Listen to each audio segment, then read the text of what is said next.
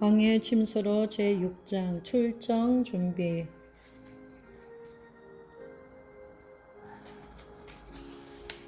이 땅을 위하여 성을 쌓으며 성 무너진 데를 막아서서 나로 멸하지 못하게 할 사람을 내가 그 가운데서 찾다가 얻지 못한 고로. 에스겔 22장 30절. 교회여 일어나라. 하늘이 당신을 부르고 있다. 하나님께서는 무너진 틈을 막아서서 적의 진격에 대항하여 싸울 마지막 때의 군대를 모으고 계신다. 무너진 틈을 막아서라. 틈이란 단어는 히브리어로 퍼렛인데 쏟아져 나오다 뜻이다. 전쟁 때 적의 공격으로 인해 성벽의 틈이 뚫리며 그 성의 지도자들은 자기 백성들을 위해 무너진 틈에 서서 그 성을 방어했다. 하지만 에스겔과 동시대를 살았던 선지자들과 제사장들은 백성들에게 회개하며 자기를 낮추고 하나님께로 돌아오도록 촉구하지 않았다. 즉 영적으로 틈을 막아서지 않았던 것이다. 그 결과 하나님의 심판을 받았다. 오늘도 깨어진 성벽이 많고 하나님께서는 기꺼이 대가를 지불하고 싸울 용의가 있는 하나님의 사람들을 군대로 부르고 계신다.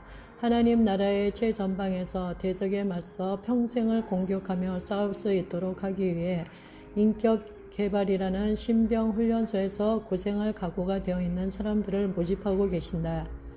틈을 막아서는 일은 어렵다. 이 일을 위해서는 겸손과 긍휼함과 인내와 정직함과 섬김의 자세, 정결함과 친밀감과 같은 자질이 요구된다. 이런 자질은 죽음을 통과할 때 탄생되며 그 과정은 외롭고 오랜 시간에 걸쳐 개발된다. 각각의 자질을 위해 어떤 대가를 지불해야 하는지 살펴보자. 겸손, 낮은 길. 예수님께서 말씀하셨다. 또 우리에게 이르시되 아무든지 나를 따라오려거든 자기를 부인하고 날마다 제 십자가를 지고 나를 쫓을 것이니라. 누가복음 9장 23절. 다른 어떤 구절도 겸손의 의미를 이렇게 간결하게 설명하지는 못할 것이다. 겸손이란 순수한, 낮은, 다른 사람에게 양보하는 이란 의미가 있다. 인도에 있는 한 공무원이 불평하는 지주에게 답신을 보내면서 거기에 겸손에 관한 의미심장한 말을 넣었다. 당신의 땅이 충분히 낮기만 하다면 그 땅으로 풍성한 열매를 맺게 할 수 있습니다. 그의 말은 그 땅이 너무 높지만 않다면 충분히 물을 댈 수 있다는 의미였다. 하나님께서는 어떤 인생이라도 충분히 낮기만 하다면 열매를 맺게 해주신다. 왜냐하면 하나님께서는 겸손한 자, 즉 그분께 자리를 양보하는 자를 사용하시기 때문이다. 겸손은 주님의 관할 하에 있는 모든 것을 가져온다. 겸손은 하나님을 의지하는 것이다. 이런 사고는 세상적인 것과는 상반된다. 세상은 독립적인 태도를 부추기며 모든 것을 자기 중심적으로 통제하는 일을 찬양한다. 침례요한은 그는 흥하여야 하겠고 나는 쇠하여야 하리라고 말했지만 우리 사회는 항상 최우선의 자리를 차지하도록 애쓰며 최고를 누리라고 요구한다. 오늘날 어떤 부분에서든 연약하거나 모자라게 보이는 것은 인기가 없다. 사람들은 큰 자, 큰 다이아몬드, 큰 집을 좋아한다. 이렇듯 큰 것이 좋다는 사고방식은 심지어 교회 안에도 스며들어왔다. 그래서 대규모 예배를 드리기 위한 대형 교회를 짓느라 바쁘다. 숫자를 자랑하는 것이 어느덧 사람들을 사랑하는 것보다 앞서게 되었다. 패스트푸드, 현금 인출기, 사이버 기술, 전자레인지, 팩스 머신이 즉각적으로 겸손해지는 마음을 부추기고 있다. 하지만 겸손은 대부분 성숙의 결과이기 때문에 오랜 시간과 경험이 필요하다. 겸손으로 가는 길 가운데는 여기저기 웅덩이가 패어 있는데 그것은 우리에게 늘 겸손하고 항상 배우고자 하는 자세를 유지하도록 하기 위해 마련된 장치들이다. 히브리서 5장 14절. 사도 바울은 이렇게 썼다. 저희가 그리스도의 일꾼인 양 정신없는 말을 하거니와 나도 더욱 그러하도다. 내가 수고를 넘치도록 하고 옥에 갇히기도 더 많이 하고 매도 수없이 맞고 여러 번 죽을 뻔하였으니 유대인들에게 40에 하나 감암매를 5번 맞았으며 3번 태장으로 맞고 1번 돌로 맞고 3번 파선하는데 일주야를 기쁨에서 지냈으며 여러 번 여행에 강의 위험과 강도의 위험과 동족의 위험과 이방인의 위험과 시내의 위험과 광야의 위험과 바다의 위험과 거지 형제 중에 위험을 당하고 또 수고하며 애쓰고 여러 번 자지 못하고 줄이며 목마르고 여러 번 굶고 춥고 헐벗었노라. 고린도 후서 11장 23절에서 27절. 바울은 사역자의 삶이 그들이 생각하는 것과는 정반대라는 사실을 설명하면서 고린도 교인들의 교만함에 도전하고 있다. 오늘날 우리도 이들과 비슷하게 잘못된 생각을 한다. 주여 나를 사용하소서라고 기도할 때 보통은 나를 높여달라는 뜻으로 한다. 하지만 하나님 편에서는 그 기도를 주여 나를 변화시키소서라고 받아들인다.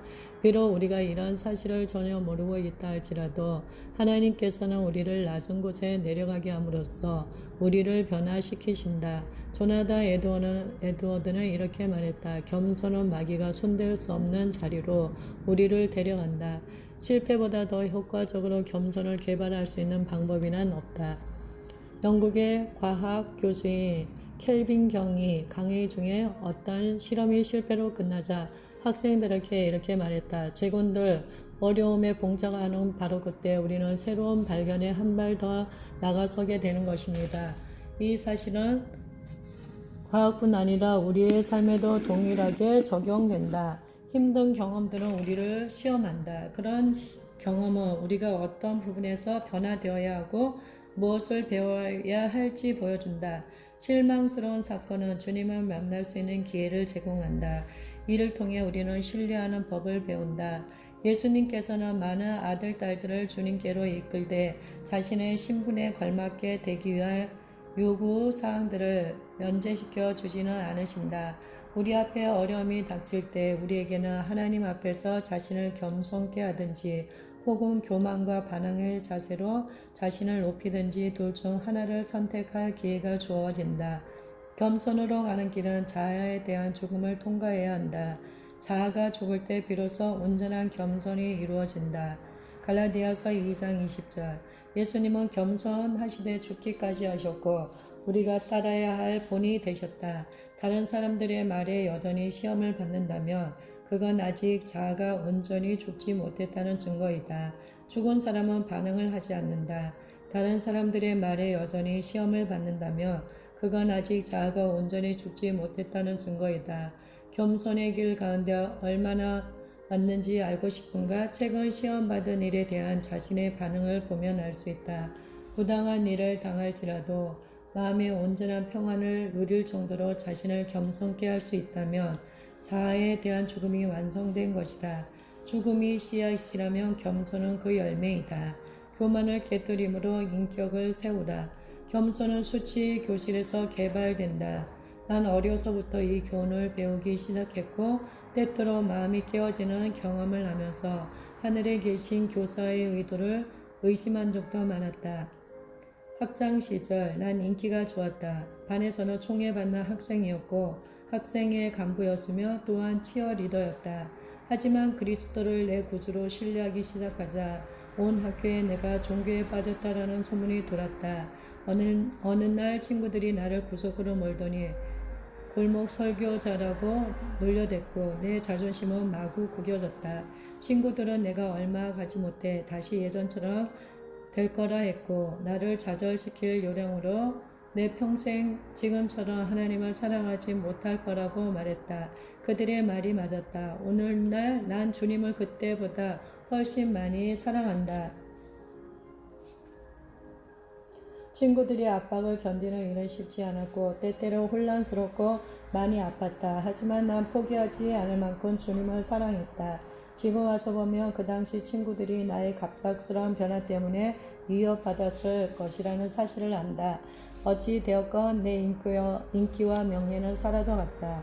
그러나 나는 주님을 신뢰했고 내 안에 주님의 인격을 세우는 데 필요한 일을 하시도록 나를 내맡겼다. 인격이 만들어지는 과정에 꼭 포함되는 한 가지는 모든 사람이 듣기 싫어하는 실패란 것이다. 어떤 신자들은 미친 듯 실패로부터 숨어버리기도 하고 또 자신의 실패를 정당화시키기도 한다.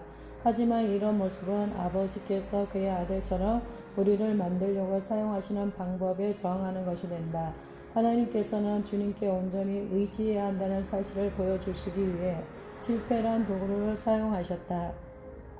고등학교 2학년 때 치어리더 선거에서 떨어졌다. 또 표를 잘못 개수하는 바람에 학생의 임원 자리도 놓쳤다. 그리고 우리 주에서 뽑는 최고의 소프라노 경연대회에서도 뽑히지 못했다. 정말 끔찍했던 날들이었다. 난 안정된 크리스천 가정에서 자랐고 주일 예배는 거의 빠진 적이 없다. 하지만 이런 깨어지는 경험이 나의 가장 좋은 친구라고 가르치는 설교를 한 번도 들은 기억이 없다.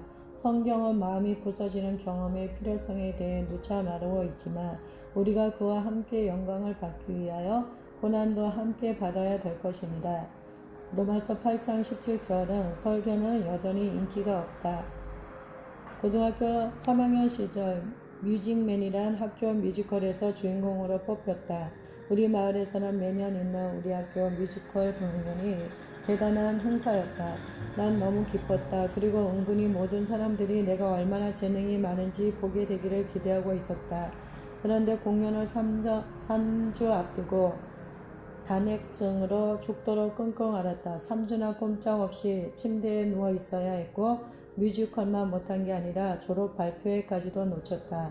밤에 이렇게 부르짖었다. 주님, 대체 제게 무슨 일을 하고 계신 거예요?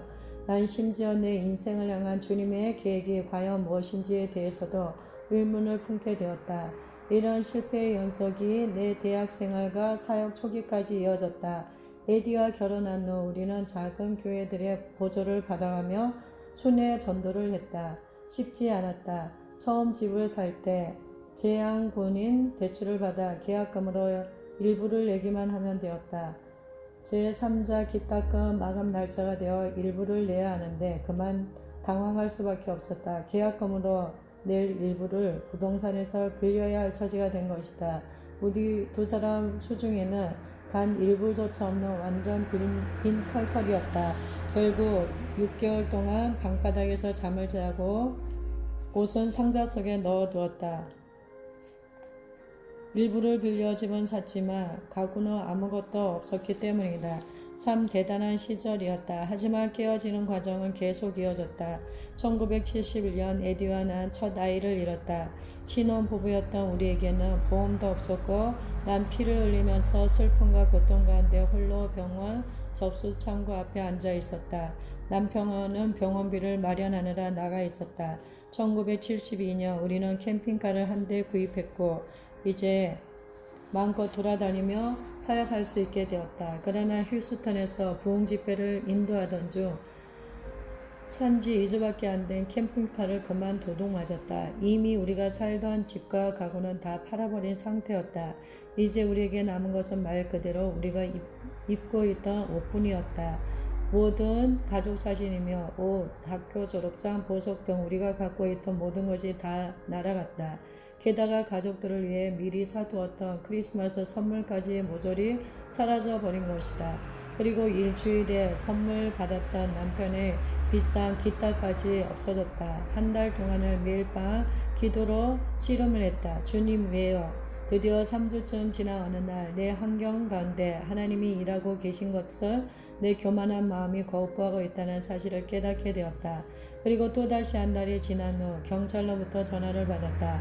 우리 캠핑카가 논구덩이에서 발견된 것이다.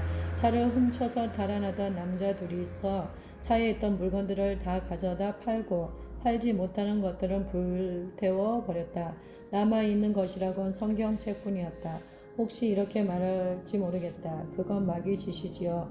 우리의 소중한 친구이며 부흥사였던 고 멜리 비즐리라면 이렇게 대답하리라. 사랑하는 자여, 마귀도 하나님의 심부름꾼이라네.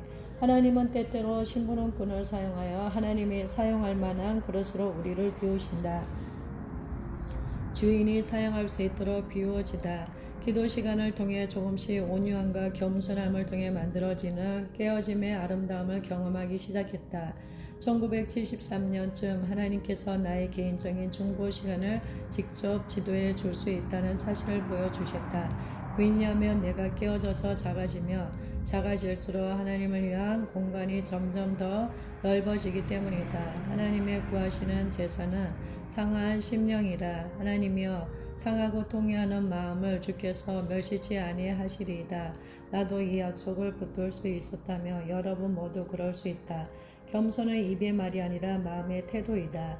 실패의 경험을 통해 우리는 예수 그리스도의 주 되심에 순복하는 법을 배운다. 겸손은 모두 다 내려놓습니다 라고 말하는 것만으로는 충분치 않다. 실제 다 내려놓아야만 한다. 주는 오직 한 분이시다. 다른 모든 것은 그분보다 앞설 수 없다. 그리고 이런 순복은 한 과정, 즉 인내라는 길을 통해서만 도달할 수 있다. 끈기, 포기하기를 거절하는 것. 풋볼 코치이셨던 내 아버지께서 늘 인내하며 뛰라고 하신 것처럼 내 하늘 아버지도 중보자인 내게 똑같은 것을 요구하신다. 내 사전에 포기란 없다. 우리 집 가운 중 하나는 이것이다. 승리자는 포기하지 않는다. 포기하는 자에게 승리란 없다. 하늘 아버지께서는 이렇게 말씀하신다. 구하라 그러면 너에게 주실 것이요 찾으라 그러면 찾을 것이요 문을 두드리라 그러면 너에게 열릴 것이니 구하는 이마다 얻을 것이요 찾는 이가 찾을 것이요 두드리는 이에게 열릴 것이니라. 끈덕진 중보자는 어떤 방해나 반대에도 불구하고 경고에 서는 자이다. 그들은 하나님께서 주신 약속을 꼭 붙잡고 그 약속이 현실이 될 때까지 중보를 계속한다.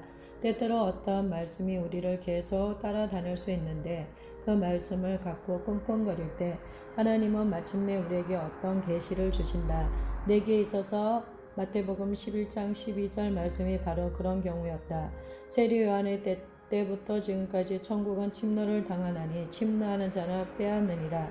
내 생각에 이런 극단적인 구절은 이 책에 맞지 않는 것 같았다. 하지만 이걸 갖고 계속 하나님을 구했을 때 주님께서 다음과 같은 깨달음을 내게 주셨다. 침노하는 자들이 취하는 천국. 이의 말씀이 나온 배경을 보며 침례 요한의 제자 2명이 예수님께 나와서 혹시 당신이 우리가 기다리던 메시아가 맞는지 물어본다. 이때 침례 요한은 감옥에 있었고 죽음을 앞두었던 그는 자신이 하나님께서 계획하신 모든 일을 다 성취했는가를 확인하길 원했다. 예수께서는 그 제자들에게 이렇게 답변하셨다. 소경이 보며 안진뱅이가 걸으며 문둥이가 깨끗함을 받으며 귀머거리가 들으며 죽은 자가 살아나며 가난한 자에게 복음이 전파된다 하라. 마태복음 11장 5절. 예수님은 계속 침례 요한에 대해 자랑하신다. 여자가 낳은 자 중에 가장 큰 자가 요한이라고 말씀하시면서 예수님은 이렇게 덧붙이신다. 그러나 천국에서는 극히 작은 자라도 저보다 크니라. 마태복음 11장 11절. 그런 후 예수님은 위에 이 극단적인 구절을 말씀하고 계신다. 침례 요한의 때부터 지금까지 천국은 침노를 당하나니 침노하는 자는 빼앗느니라.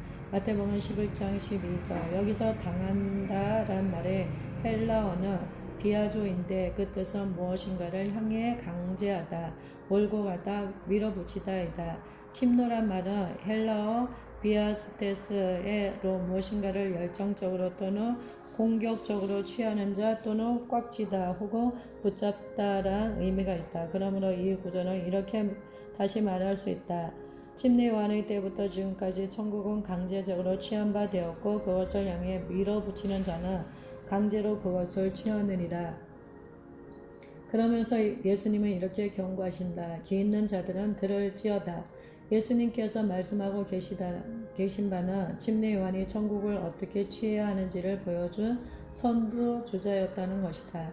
그리고 비단 요한뿐 아니라 심지어 가장 어린 신자라 할지라도 어둠의 나라로부터 영혼들을 구출해내기 위해 중보할 수 있다는 사실을 말씀하고 있다. 중보할 때 대적의 견고한 진이 밀쳐지고 영혼들이 천국에 들어오게 된다. 이런 일이 어떻게 일어나는지 보자. 나의 아버지는 풋볼 코치이다. 매일 훈련받는 선수들은 한 줄로 서서는 어깨를 낮추고 앞을 가로막고 있는 연습용 수비벽을 향해 돌진한다. 아버지는 그 일을 더 어렵게 하기 위해 어떤 때는 그 위에 올라서서 그 벽을 더 무겁게 만든다. 끙끙거리는 신음소리와 함께 아빠의 외치는 소리가 들린다. 더 밀어 존. 더. 넌 지금 밀고 있는 게 아니잖아. 자, 젖먹더니까지 내봐. 어깨를 더 낮추고 더 밀어봐. 지금 예수님께서 말씀하고 계신 것이 바로 이런 장면이다. 중보자, 신자, 크리스천인 우리가 믿지 않는 자들이 어둠에서부터 빠져나와 하나님 나라에 들어가길 원한다며 방해하고 있는 적의 수비를 뚫고 나아가 멍에에 묶여있는 자들을 풀어 하나님께서 그들을 위해 마련하신 안전지대로 들어가게 해야 한다. 중보할 때 강력한 기도 가운데 인내하며 우리의 코치 대신 주님을 위해 적의 등 뒤에 가려진 천국 메시지를 강제로 탈취해야 한다. 사탄은 아무런 저항 없이 자기 손에 있는 영혼들을 순순히 내놓으려 하지 않는다. 그렇다. 우리는 앞으로 밀고 들어가 포로로 잡혀있는 자들이 도망칠 수 있도록 길을 내주기 위해 공격적으로 그들을 취해야 한다. 이런 종류의 중보에는 많은 수고가 필요하다. 이와 관련하여 앞서 보았다. 마태복음 11장에 나오는 또 다른 흥미로운 구절을 보자. 수고하고 무거운 짐진 자들아 다 내게로 오라. 내가 너희를 쉬게 하리라. 마태복음 11장 28절. 너무 오랫동안 우리는 이 말씀을 가지고 우리의 스트레스나 재정적인 문제 혹은 관계의 어려움에만 적용해 왔다. 그러나 이제 좀 더 깊이 들어가 보자. 수고라는 말은 반복성의 행동이 계속되는 것을 일컫는다. 무거운 짐이란 말은 동물 위에 지나치게 많은 것을 올려놓은 상태를 가르친다. 쉬게라는 말은 물 한 잔을 주어 새롭게 한다는 뜻이다. 그러므로 나는 이 구절이 영혼을 구하기 위해 격렬하게 기도로 전투를 하고 있는 자들을 향해 말씀하신 것이라 믿는다. 중보는 일하는 것이고 수고하는 것이다. 예수님은 천국이 확장되도록 하기 위한 치열한 전쟁을 없애지 않으셨다. 지옥의 문을 이기기 위해서는 힘든 전쟁이 요구되며 중보자들은 이 일을 하면서 힘이 많이 빠진다. 예수님의 말씀은 영혼을 위한 이런 수고와 상고 가운데 잠시 나와 쉬면서 생수를 마시고 나서 다시 돌아가라는 것이다. 우리의 수고 가운데 주님은 우리가 돌봄을 받고 있다는 사실을 확신하게 되기를 바라신다. 왜냐하면 주님은 돌보시는 하나님이시며 주님의 마음은 긍휼로 가득하기 때문이다. 긍휼, 중보자의 마음. 무리를 보시고 민망히 여기시니 이는 저희가 목자 없는 양과 같이 고생하며 유리함이라. 마태복음 9장 36절. 긍휼은 누구와 함께 괴로워하거나 혹은 어떤 행동을 통해 그 사람의 고통을 줄일 수 있기를 소원하면서 그 사람의 아픔을 함께 경험하는 것이다. 동정이 감정적으로 돌보는 것이라며 긍휼을 돌보는 감정 위에 행동까지를 포함한다. 혹시 차를 타고 가다가 신호대기 중에 길을 건너는 사람들을 쳐다보다가 문득 그들을 향한 하나님의 사랑 가운데 울어본 적이 있는가? 긍휼은 우리를 기도하도록 몰아간다. 성령께서는 주님의 마음을 우리와 나누고 싶어 하신다. 우리는 단지 마음을 열기만 하면 된다. 주님은 모든 잃어버린 영혼을 향해 슬퍼하시며 다른 사람의 필요를 느낄 뿐 아니라 기도를 통해 그런 감정을 행동으로 옮기려는 사람들을 찾고 계신다. 긍휼은 중보의 핵심이다. 이 책의 앞부분에서 말했던 것처럼 하나님께서는 육체 가운데 일어나는 일과 영적인 영역에서 일어나는 일이 함께 가도록 하신다. 때때로 난 잃어버린 영혼들을 향해 가슴에 묵직한 통증을 느낀다. 이럴 때 난 그러한 증상에 초점을 두기보다는 주님께서 그들을 위해 중보하라는 신호로 받아들인다. A.J. 고든은 말했다.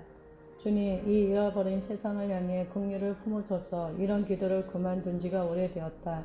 내가 이 기도를 했을 때 주님께서 나를 꾸짖으셨던 그 순간을 지금도 기억하고 있다. 주님은 내게 이렇게 말씀하시는 것 같았다. 잃어버린 세상을 향해 난 지금껏 긍휼을 품어왔다. 그리고 지금은 내가 그 긍휼을 품어야 할 때이다. 다른 사람을 위한 중보는 우리가 그들을 위해 할 수 있는 가장 큰 긍휼의 표현이다. 그리고 바울은 성령께서 우리의 기도를 돕는다고 말씀해 주고 있다. 이와 같이 성령도 우리 연약함을 도우시나니 우리가 마땅히 빌 바를 알지 못하나 오직 성령이 말할 수 없는 탄식으로 우리를 위하여 친히 간구하시느니라. 마음을 감찰하시는 이가 성령의 생각을 아시나니 이는 성령이 하나님의 뜻대로 성도를 위하여 간구하심이니라. 로마서 8장 26절 27절. 골로새서에 보면 사도 바울이 이런 종류의 긍휼을 보여주고 있다. 우리가 너희를 위하여 기도할 때마다 하나님 곧 우리 주 예수 그리스도의 아버지께 감사하노라. 골로새서 1장 3절. 바울은 기도하기를 그치지 않고 쉬지 않았다고 말씀하고 있다. 24절에서는 이렇게 말하고 있다. 내가 이제 너희를 위하여 받는 괴로움을 기뻐하고, 괴로움이라 말의 헬라어는 파테마인데 고통, 열정, 감정의 뜻이 있다. 즉 바울은 골로새 교인들을 위해 열정적으로 또 감정을 실어 충고하기를 기뻐했다는 것이다.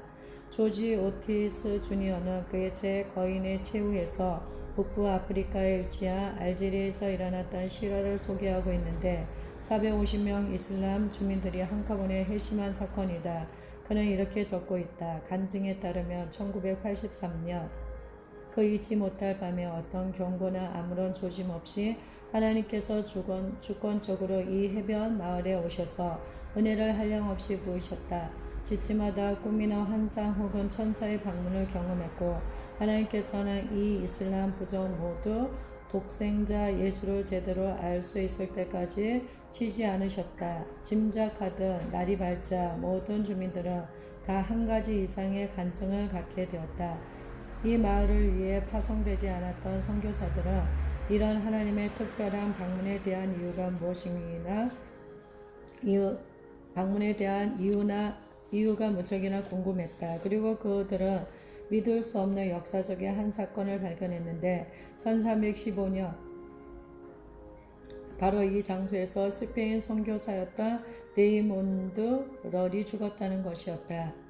그는 이 마을의 장터에서 설교한 직후 분노한 이슬람 교도들이 던진 돌에 맞아 죽었다. 오티스는 말한다. 자주 듣는 바 순교의 피는 교회의 씨앗이다. 레이몬드 럴은 그의 제 생명나무에서 이슬람의 견고한 진은 사랑과 기도로 눈물과 피를 쏟음으로 정복할 수 있다고 썼다.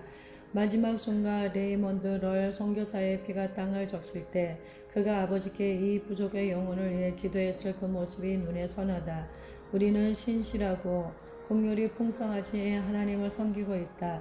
누가 감히 레이몬드 럴의 기도를 아버지께서 700년 후에 응답하실지 상상이나 했을까?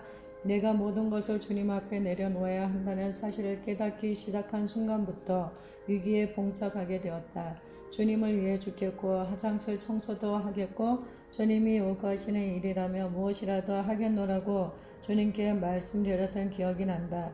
그런데 놀랍게도 주님은 내게 주님을 위해 기꺼이 실패할 수 있겠느냐고 물으셨다. 그 당시 난 내 실패가 어떻게 주님을 영화롭게 하는지 몰랐다. 난 그동안 주님을 위해 성공하려고 애써왔기 때문에 이런 이상한 요청이 논리적으로 이해되지 않았다. 그 발견한 사실은 인간의 논리가 주님에게는 아무런 관심의 대상도 되지 않는다는 것이었다. 난 마지못해 대답했다. 네, 그러겠어요. 그 대답이 내 인생을 바꿨다. 난 주님의 지혜를 의지하게 되었으며 긍휼이 풍성하신 주님의 음성에 순종적인 삶을 살 때 주님이 참으로 모든 것이 합력하여 선을 이루게 하신다는 점도 배웠다. 이제 여러분에게 묻겠다. 당신의 삶을 자발적으로 예수님께 드리겠는가? 만일 그렇다면 그분의 쓰임이 되기에 합당하기 위해 그가 어떤 분인가를 신뢰하겠는가? 아니면 당신이 어떤 존재인지를 신뢰하겠는가? 크리스천으로서 우리는 종종 하나님이 우리를 가치 있게 여기는 것이 우리의 지식이나 전문성 또는 돈이나 봉사 때문이라고 여긴다. 하지만 진리는 이것이다. 주님은 어떤 늙은 당나귀라도 쓰실 수 있다. 주님은 이렇게 우리를 바라보지 않으시며 대신 아버지는 우리에게 성령의 것에 대해 순종하는 법을 가르치시기 원하신다. 만일 우리에게 있어 주님과의 관계보다 주님을 아는 지식이 더 중요하다면 아직도 우리는 주님께서 우리를 통해 긍휼을 흘러보내려는 주님의 목적에 적합한 그릇이 아니리라. 바울은 이렇게 권면한다. 즐거워하는 자들로 함께 즐거워하고 우는 자들로 함께 울라. 만일 우리가 이런 긍휼의 모습을 보여줄 수 있다면 세상은 우리가 그의 것인 줄 알게 되고 그들도 주님 알기를 갈망하게 될 것이다. 어떤 설교자가 이런 멋진 말을 했다. 하나님께서 크리스천을 바라보실 때 머리 대신 가슴 둘레를 재신다. 긍휼은 참으로 중보의 핵심이며 이런 자신은 우리가 주님의 임재 안에서 시간을 투자하며 내 시대가 주의 손에 있사오니라는 진리를 신뢰할 때 우리 안에 개발된다. 인내, 성령의 시간에 복종하라. 만일 우리가 보지 못하는 것을 바라면 참으로 기다릴지니라. 로마서 8장 25절. 중보할 때 가장 어려운 부분은 기도의 응답을 인내를 갖고 기다리는 일이다. 특히 그 기도가 어떤 사람의 삶에 예수님을 구세주로 받아들이도록 토양을 준비하는 것일 때 더욱 그렇다. 주님께서 어떤 사람이 잃어버린 양이란 사실을 보여줄 때 그 사람이 복음을 받아들이도록 성령께서 준비시키기까지 기다려야만 한다. 디모데전서 1장 16절은 우리에게 이런 사실을 생각나게 해준다. 그러나 내가 긍휼을 입은 까닭은 예수 그리스도께서 내게 먼저 1절 오래 참으심을 보이사 후에 주를 믿어 영생 얻는 자들에게 본이 되게 하려 하심이니라. 주님께서 교회에 있는 어떤 사람에게 구원이 필요하다는 계시를 주시는 것은 그 사람을 위해 기도하라고 그러시는 것이다. 그리고 주님이 알려주신 사실은 때가 올 때까지 기도의 골방 안에서 잘 지켜야 한다는 것이다. 근 30년간 사역을 해오면서 주님께서 우리 부부에게 알려준 사실이 있는데, 교회에서 아무리 집사, 목사 혹은 교계 지도자라 할지라도 그 사람이 반드시 거듭난 것은 아닐 수 있다는 점이다. 구원은 주님의 이름을 목에 걸고 다니라고 주신 결혼 서약서가 아니라 우리의 말과 행동 모두에 영향을 끼치는 사랑의 관계이다. 많은 사람들이 교회에 들어와 등록 카드를 쓰고 교인이 되어 심지어 기도도 할 수 있게 된다. 어떤 이들은 세례도 받고 안수도 받고 심지어 기름 부음도 받았건만 결코 구원받지 못했다. 자신들이 하고 있는 일이 무엇인지 몰라서 그렇다고 주장할 수도 있다. 그러나 어쩌면 그들이 아니라 그들을 상담하고 가르친 사람이 자신이 무엇을 하고 있는지 모르기 때문일 수 있다. 어떻게 교회에 그리 오래 다녔으면서도 진정한 희생을 하지 못했는지 이해하기가 좀 어려울 수 있다. 하지만 성경은 사단이 우리의 마음을 가림으로 이런 일이 일어난다고 말씀해 주고 있다. 사실 이런 일은 우리가 생각하는 것보다 훨씬 많다. 최근에 나는 내 친구 페니를 주님께로 이끄는 특권을 누렸다. 그 친구는 교회에 헌신한 여성이다. 오랫동안 주님을 신실하게 섬겼지만 아직까지 잃어버린 자였다.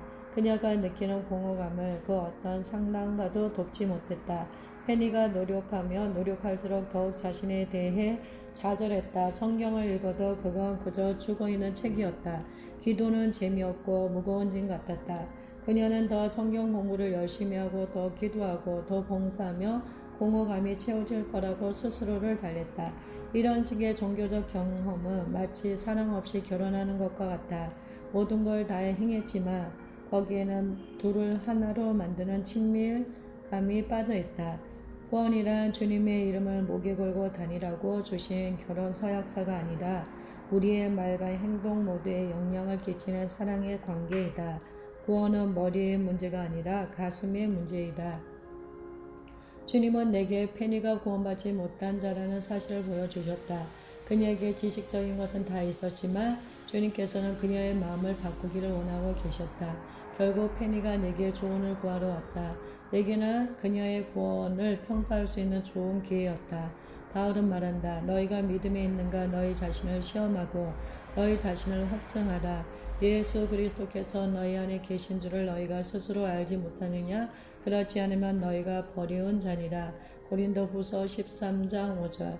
자신을 시험하기를 내켜하지 않는다는 사실은 적신호이다. 참된 영생은 시험을 견딘다. 2주 동안 주님은 페니에게 사실은 그녀가 진정한 크리스천이 아니었다는 것을 보여주셨다. 그녀는 종교적이었지만 잃어버린 자였다. 3주 후 페니는 구원받았다. 예수님은 인내하신다. 결코 우리를 향해 포기하지 않으신다. 오늘도 페니 잭슨이 이 사실 때문에 기뻐하고 있다는 것을 난 알고 있다.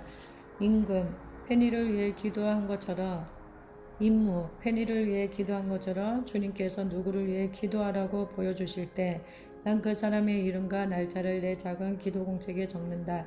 그리고 주님께서 승리를 가져오는 날 그 승리의 날짜도 적는다. 이것이 내 임무 기록서이다. 내 임무는 사람들을 대적하거나 질책하는 것이 아니다. 대신 주님이 그들 자신에게 구원의 계시를 보여주기까지 믿음을 갖고 오래 참는 것이다. 혹시 이런 생각을 할지 모르겠다. 당신이 도대체 누군데 다른 사람을 판단하지요?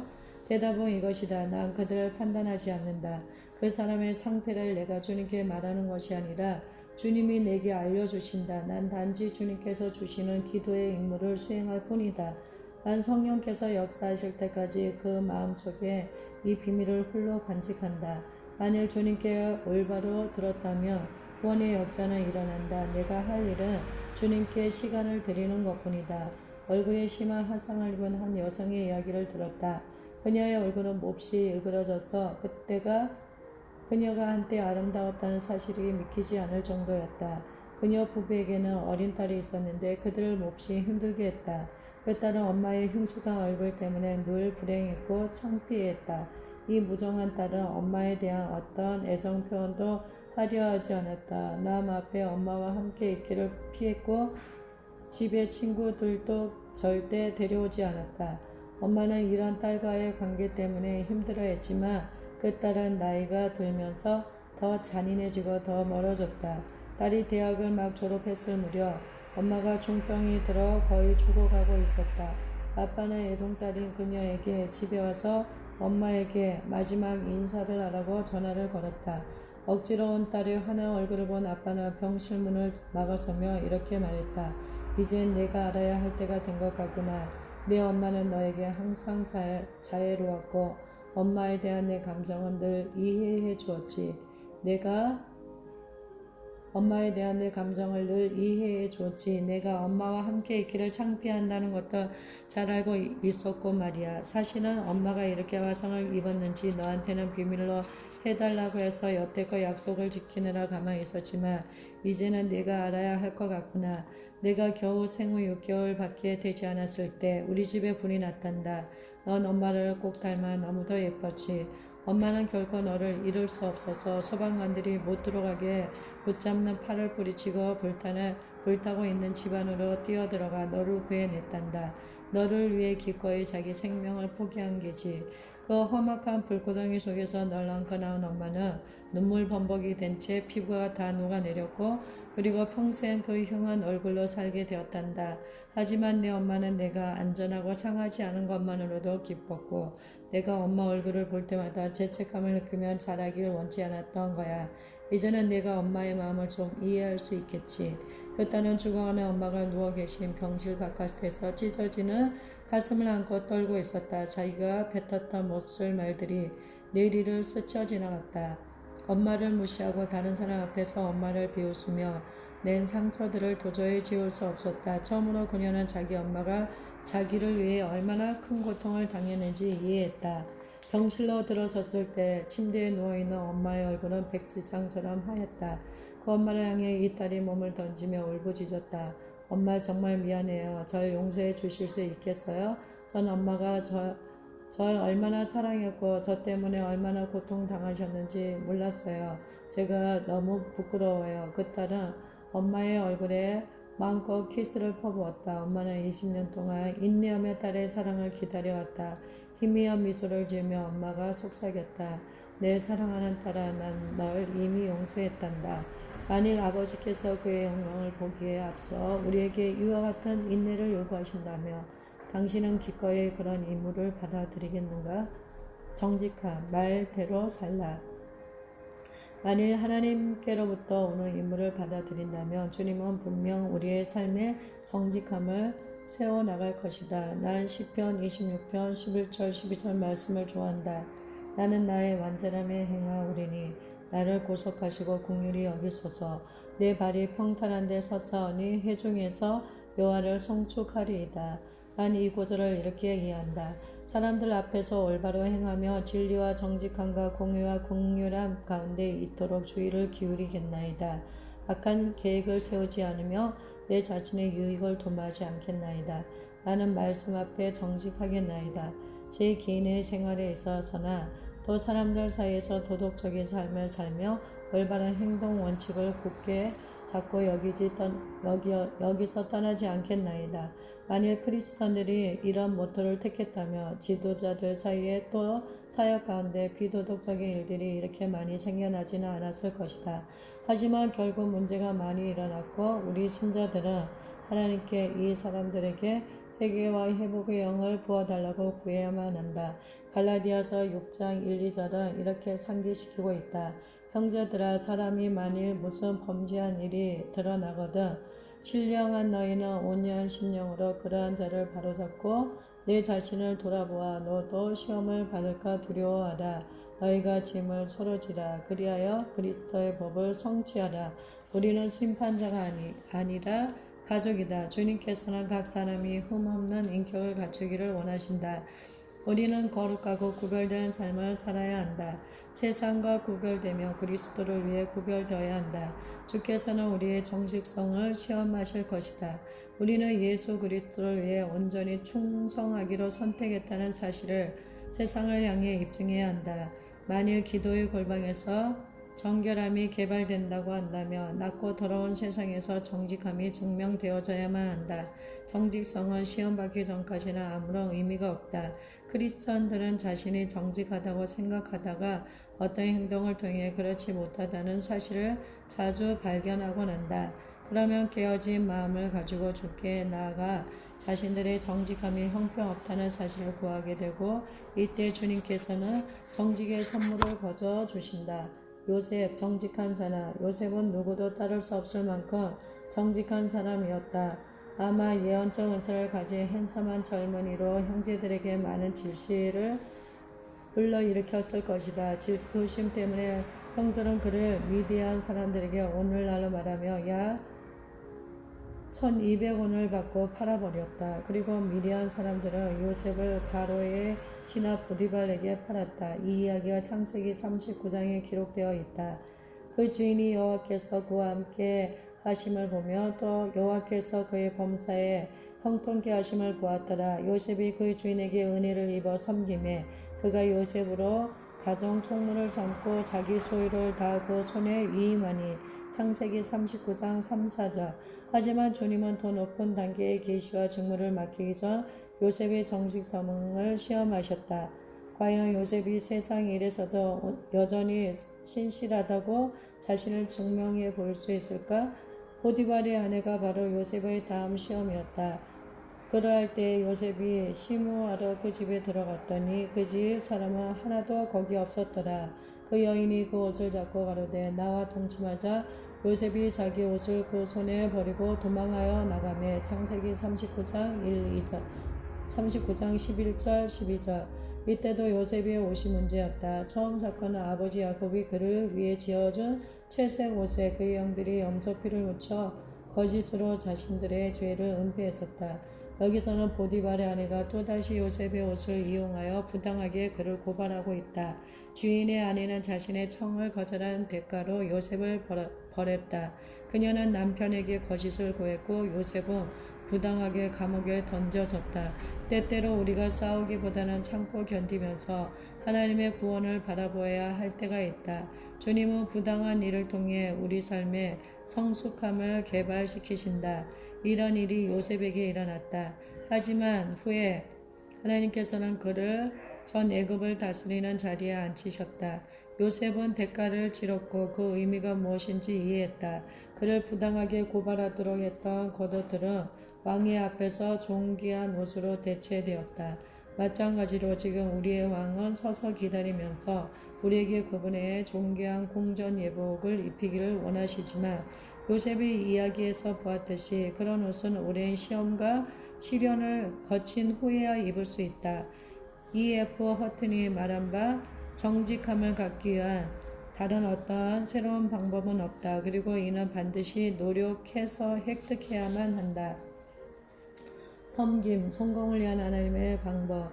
이 모든 것의 성경적 기초는 섬김이다. 바울은 예수님에 대해 이렇게 말씀하고 있다. 오히려 자기를 비워 종의 형체를 갖춰 사람들과 같이 되었고 사람의 모양으로 나타나셨으니 자기를 낮추시고 죽기까지 복종하셨으니 곧 십자가에 죽으심이라. 중보자는 반드시 종이 되어야만 한다. 하지만 섬김의 자세는 우리의 본성에 위배된다. 우리는 섬김 받기를 좋아한다. 오스왈드 챔버스는 묻는다. 하나님께서 지금 당신에게 낮아지는 법을 전 알고 있어요 란 말을 하도록 가르치고 싶어 하신다고 가정할 때 과연 당신은 그럴 준비가 되어 있는가? 마치 양동이에 물 한 방울 줬다도 안 될 정도로 너무 보잘것없어져서 감히 다시는 과거에 섬겼던 삶과 연결해서 생각하지도 못할 만큼 낮아질 수 있는가? 기꺼이 당신의 삶을 허비하며 또 허비될 준비가 되어 있는가? 섬김 받기를 구하지 않고 단지 섬기기만 할 수 있겠는가? 어떤 성도들이 절대로 비천한 일을 하지 않는 것은 그런 일이 자신의 품위에 맞지 않는다고 여기기 때문이다. 예수님께서는 이기기 위해서는 반드시 져야 한다고 가르치신다. 살기 위해서는 죽어야 하고 받기 위해서는 주어야 한다. 그리스도의 나라에서 가장 큰 자가 되려면 모두의 종이 되어야 한다. 기도의 종이 된다는 것은 하나님 나라에 꼭 필요하다. 왜냐하면 하나님께서 우리에게 기도를 항상 힘쓰고 기도에 감사함으로 깨어있으라 하고 말씀하셨기 때문이다. 기도의 골방에 숨어 지내는 일은 특히 종의 마음을 가진 자에 딱 맞는 행동 표현이다. 섬김에 대해 생각할 때 우리 큰아들이 떠오른다. 로버트는 깊이 헌신된 젊은 남편이며 아빠이다. 그는 찬송을 작곡하며 예배를 인도하지만 오랜 세월 동안 그가 보여준 섬김의 모습들이 더욱 자랑스럽다. 비록 사람들 앞에 서서 사역하지만 그가 드리는 진정한 예배의 대부분은 은밀한 곳에서 행해진다. 아무도 알아주지 않고 하나송도 없는 곳에 섬기는 일이 가장 위대하다. 하나님께서는 계속 로버트에게 친밀한 예배 찬송을 쓰도록 하시고 그가 주님의 임재로 회중을 이끌 때 로버트가 가진 종의 마음을 풀어지게 하신다. 분명 살아계신 하나님을 섬기고자 하는 열망이 그의 중심에 자리 잡고 있다. 때가 되면 은밀한 중에 보시는 아버지께서 공개적으로 그에게 상 주시리라. 정결함, 세상의 더러움의 때가 타지 않다. 로버트처럼 우리는 우리 마음의 중심을 이 세상이 아니며 하나님의 나라 두 곳 중 어느 한 곳에 두게 되어 있다.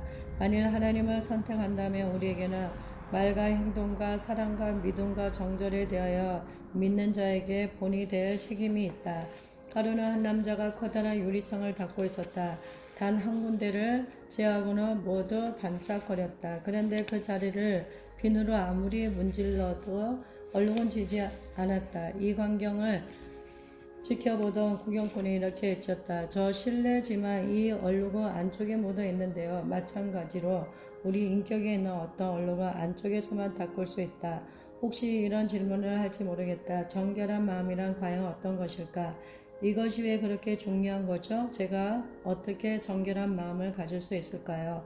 그 대답은 시편 24편 3, 4절에서 발견된다. 여호와의 산에 오를 자 누구며 그 거룩한 곳에 설 자가 누구고 그 손이 깨끗하며 마음이 청결하며 뜻을 허탄한 데 두지 아니하며 거짓 맹세치 아니하는 자로다. 간단히 말해서 청결한 마음은 어떤 이해 타산이 없는 마음이다. 정결함은 하나님의 임재에 계속적으로 접촉될 때 얻어진다. 신의 물이 그 근처에 가까울수록 깨끗한 것과 같다. 그렇기 때문에 주 예수님과 개인적인 시간을 보내면 보낼수록 우리의 동기와 행동과 생활 방식이 주님을 더 많이 닮기 시작한다. 우리는 우리의 근원적인 예수님 가까이에 살고 있다. 정결함은 예수님과 교통하는 성전의 안뜰에 넘쳐난다. 거기서 우리는 우리가 아는 죄를 고백하고 다른 사람들과 함께 빛 가운데 행하며 주님 곁에 친밀히 머물 때 정결함이 개발된다. 기억하라, 바라보는 그대로 우리의 인격이 변화된다. 깨끗하고 나뉘지 않는 온전한 마음을 가질 때 주님을 볼 수 있다. 우리의 눈이 예수님께 고정될 때 우리의 인격은 주님의 이미지를 닮아간다. 만일 눈이 세상 것에 고정되어 있다면 우리 인격은 이 세상 이미지를 따라갈 것이다. 예수님께서 말씀하셨다. 눈은 몸의 등불이니 그러므로 내 눈이 성하며 온몸이 밝을 것이요. 하나님의 공정에 정결한 마음을 갖고 들어가는 자, 즉 주님께 멀어지지 않고 주님과 동행하는 자는 하나님 마음에 사랑스러운 존재가 될 것이다. 주님은 주님의 은혜로 우리를 정결하게 만드시지만 우리는 우리의 혼과 육체를 잘 돌봐야 한다. 우리가 주님께 순복할 때 영으로 정결해진다. 혼이 우리 기도의 삶을 더럽힐 때 영적 분별력은 즉시 사라진다. 성소에 들어가는 우리는 혼적으로 물질이라고 하는 우상을 섬기거나 하나님에 대한 잘못된 생각 갖기를 거절한다. 육체의 소욕을 따르지 말고 주님의 임재 안에 살아야 한다. 하나님이 우리를 부르심은 부정케 하심이 아니요 거룩케 하심이니 하나님이 우리에게 요구하시는 정결함을 우리 힘으로 얻기란 불가능하다. 하나님께서 우리 안에 정결함을 창조하시도록 허락해야 하고 우리가 주님 발 앞에 계속 머물러 있을 때 정결함은 우리 안에 경건함을 만들어낸다. 친밀함, 우리를 가장 잘 아는 분을 알아가는 것. 주님의 발 앞에 앉아있는 시간이 많으면 많을수록 주님을 더 친밀하게 알게 된다. 그리고 그를 알면 알수록 우리가 사랑받고 있고 안전하며 확신 가운데 있음을 더 많이 느낄 것이다. 그가 나를 인도하여 잔치집에 들어갔으니 그 사랑이 내 위에 기로구나. 친밀함은 아주 개인적이며 사적인 관계로 깊은 신뢰와 친밀한 교제, 만남, 친근함으로 특징 지어질 수 있다. 친밀함은 의무감에서 비롯될 수 없으며 이는 우리와 하늘의 연인 간의 사랑 관계이다. 사랑의 기술을 가르치기는 어렵다. 사랑의 언어는 사랑하지 않는 자들에게는 생소하며 부자연스럽다. 그렇지만 사랑하는 자들에게는 완벽할 정도로 자연스럽다. 친밀함은 이성적인 생각을 뛰어넘는다. 친밀함을 향한 갈망은 우리 마음의 상태가 어떤가에 달려있다. 그리고 우리 마음의 상태는 주님 앞에서의 우리 모습을 말해준다. 성령님으로 말미암아 우리 마음이 열리고 준비되기 전에는 주님과의 친밀한 교제 가운데 하나님의 임재의 성소로 깊이 나아갈 수 없다. 성경은 이렇게 말씀하고 있다. 대저 그 마음의 생각이 어떠하면 그 위인도 그러한즉. 잠언 23장 7절. 생각은 하나님의 말씀을 통해 지식을 모으고 양식을 준비하게 함으로써 우리 영의 마음이 자양분을 섭취하도록 한다. 위험한 한 가지 생각, 즉 크리스천들은 진리의 말씀으로 가득할 때 영적인 친밀감이 자동적으로 생겨난다고 믿는 경향이 있다.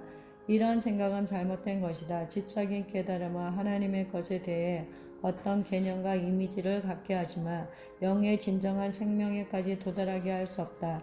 영적 계시는 우리가 보고 원하고 굶주리고 목마를 때에야 비로소 올 수 있다. 멋있는 우리 주님에 대한 믿음과 신뢰로 우리 마음이 그를 향해 손을 뻗을 때 주님은 영적인 것으로 굶주리고 목마른 우리의 영혼을 채우신다. 하나님께서 주님의 성령을 우리의 마음에 두셨고 성령께서는 그곳에 다리를 놓아 하나님의 임재와 능력이 우리 안에서 역사하도록 만드신다. 우리 영으로 항상 온전한 겸손과 사랑 가운데 머무르게 한다. 우리 영의 은밀하고도 깊은 곳에서부터 우리 마음이 하늘의 신랑과 친밀함을 누리기를 부르짖고 있지 않은가? 가장 내밀한 곳으로부터 하늘 아버지에 대해 더 깊이 알기를 원하고 있을 것이다. 하나님의 선하신 의도를 알아가면서 그분께 더 가까이 다가가는 데 대한 확신을 얻게 될 것이다. 그렇다면 이것이 왜 그렇게 중요한가?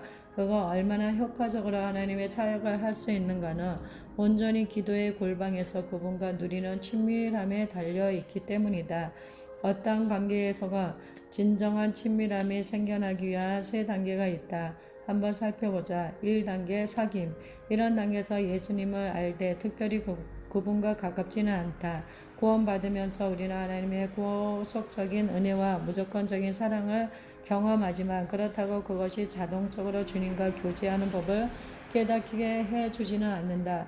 빌립이 예수님이 하나님의 아들이라는 증거를 더 보여달라고 말했을 때 주님은 실망하셨다. 예수께서 가라사대 빌립아 내가 이렇게 오래 너희와 함께 있으되 내가 나를 알지 못하느냐. 나를 본 자는 아버지를 보았거늘 어찌하여 아버지를 보이라 하느냐.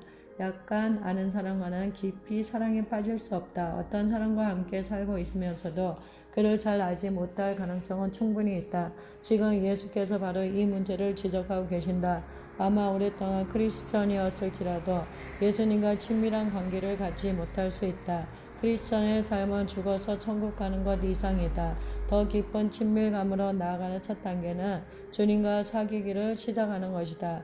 주 앞에서 자신을 잠잠케 하라. 말이나 기도를 하지 말고 그냥 주님의 임재 가운데 앉아 있으라. 주님이 당신 마음을 만지시도록 허락하라. 주님께서는 당신이 그분께 얼마나 소중한 존재인지 말씀하시기를 원하신다. 주님은 구하는 마음을 향해 꾸짖거나 벌하지 않으신다. 우리가 섬기는 하나님은 좋은 분이시다. 주님은 우리의 상처와 두려움을 알고 계시며 우리는 그분을 신뢰할 수 있다. 제2단계 친구 관계. 서로 알아가는 과정이 계속될 때 결국 제2단계인 친구 관계로 발전하게 된다. 다음 이야기는 이 과정을 쉽게 설명한다. 하루는 어떤 행복한 크리스천이 아일랜드 계통의 노점 상인을 만나 이렇게 말했다. 구원받는다는 것은 정말 멋진 일이에요. 그러자 그 상인이 말했다. 물론이죠. 하지만 전 그보다 더 좋은 것을 알고 있는걸요. 구원보다 더 좋은 거라니요. 도대체 그런 것이 있단 말입니까? 그가 물었다. 나를 구원해 주신 분과 친구 관계를 누리는 것이죠. 예상치 못한 대답이었다. 예수님께서 제자들에게 말씀하셨다. 이제부터는 너희를 종이라 하지 아니하리니 종은 주인이 하는 것을 알지 못합니다. 너희를 친구라 하였노니 내가 내 아버지께 들은 것을 다 너희에게 알게 하였음이니이다.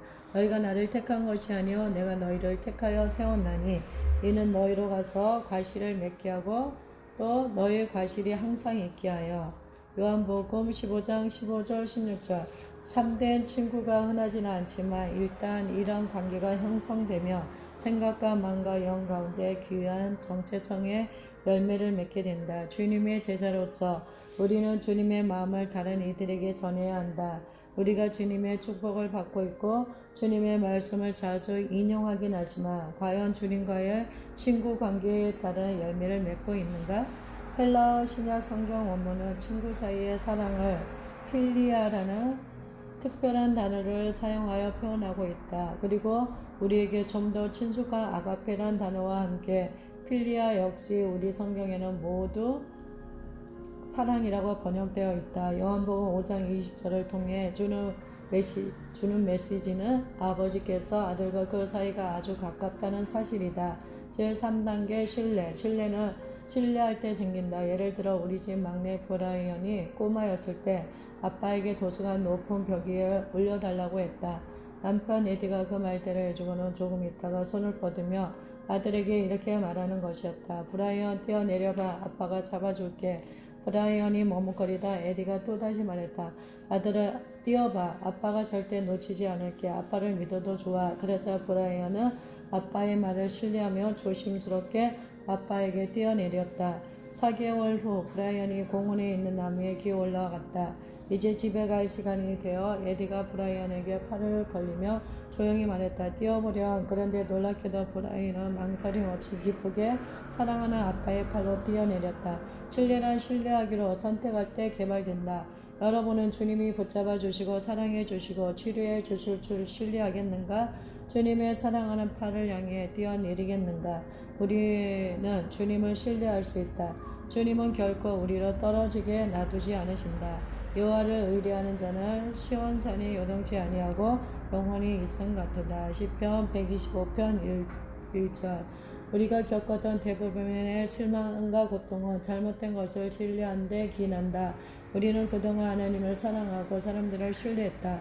그리고 어떤 사람들이 우리의 신뢰를 저버렸다. 이제 우리가 배워야 할 것은 하나님을 신뢰하고 사람들을 사랑하는 것이다. 친밀한 가운데 자라라. 진정한 사랑과의 만남.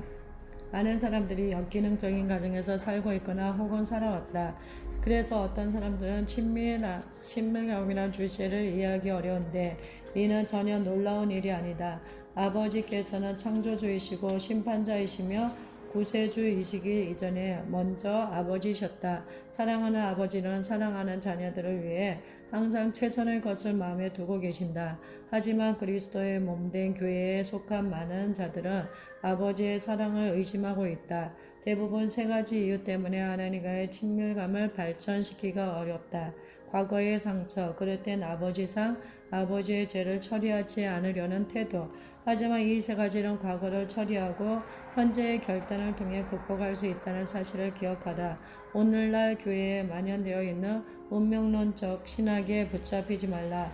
이러한 신학이 주는 메시지는 현재 승리라는 삶을 살지 못하는 것은 당연하다.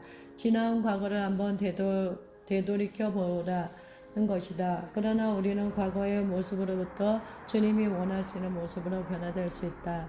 단지 주님께서 다시금 내 아버지가 되게 하며 나를 그 아들의 모습으로 새롭게 빚어가도록 허락만 한다며 어쩌면 당신은 끔찍한 과거를 경험했을지도 모르지만 영원히 그 가운데 빠져 있어서는 안 된다. 만일 우리가 크리스천이라면 우리는 새로운 피조물이라 이전 것은 지나갔으니 보라 새 것이 되었도다. 고린도후서 5장 17절. 우리 친구인 부흥사 바비 코너가 말한 것처럼 뛰어넘자 주님께서는 생명과 경건에 속한 모든 것을 우리에게 주셨으니 이는 자기의 영광과 덕으로서 우리를 부르신 자를 알므로 말미암음이라. 베드로 후서 1장 3절. 하나님은 사랑이시고 또한 우리 영혼의 연인이시니 어느 누가 그분보다 더 잘 우리를 연인의 모습으로 바꿀 수 있겠는가. 오래전 어느 마을에 성화 전시회가 있었는데 거기에는 십자가에 달리신 그리스도의 그림이 전시되어 있었다. 하지만 그 그림은 고통 가운데 눈을 감고 흉한 얼굴을 하며 죽어가는 모습이 아니라 끝없는 사랑을 눈에 가득 담고 구경꾼들을 바라보는 모습이었다. 그 그림이 전시된 방은 어두웠고 아래서 불빛이 비춰지고 있었다. 한 그룹의 사람들이 모여 그 그림을 쳐다보고 있을 때 모두들 숨소리조차 크게 낼 수 없었다. 맨 앞줄에 서 있던 한 남자가 그 그림에 깊이 몰입한 나머지 주변을 의식하지 못한 채 이렇게 속삭였다. 예수님 사랑해요. 그러자 그 옆에 서 있던 그 사람이 그 속삭이는 소리에 깊이 감동을 받아 이렇게 말했대요. 네, 저도 주님을 사랑해요. 갑자기 이런 속삭임이 입에서 입으로 전해지면서 모든 사람의 마음 가운데 주님을 향한 따스한 열정이 가득 차기 시작했다. 바로 이 자리에 있던 사람들은 그 사랑의 실체를 만났던 것이다. 바로 이 사랑이 주님이 시작이어 또 끝이다. 우리가 사랑하면 그가 먼저 우리를 사랑하셨습니다. 요한일서 4장 19절.